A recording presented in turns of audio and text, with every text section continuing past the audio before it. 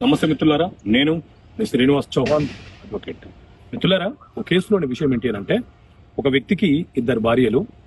ఒక భార్య ఏం చేసింది అంటే, భర్త చనిపోయిన తర్వాత, అత్తమామలు చనిపోయిన తర్వాత, అత్తమామల పేరు మీద ఉన్న ఆస్తిని ఆమె పేరు మీద విరాసత్ కింద వారసత్వం వచ్చిన ప్రాపర్టీని ఆవిడ రిజిస్ట్రేషన్ చేసుకుంది. దాంతో రెండో భార్య ఏం చేసింది అంటే, రెండో భార్య పిల్లలు ఏం చేశారు అంటే, అది మా నాన్నగారి ఆస్తి, మాకు రావాల్సిన వాటాని కూడా మొదటి భార్య రిజిస్ట్రేషన్ చేసుకుంది అని చెప్పి కేసు ఫైల్ చేసినారు.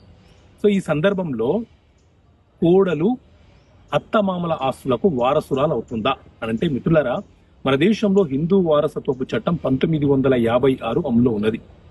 ఈ చట్టంలోని సెక్షన్ 15, 16 ప్రకారంగా ఒక మహిళ ఎలాంటి వీలునామా రాయకుండా చనిపోతే ఆ ఆస్తులకు భర్త, కొడుకు, కూతుర్లు వారసులు అవుతారు. అయితే కోడలు ఎప్పుడైనా సరే పిల్లల యొక్క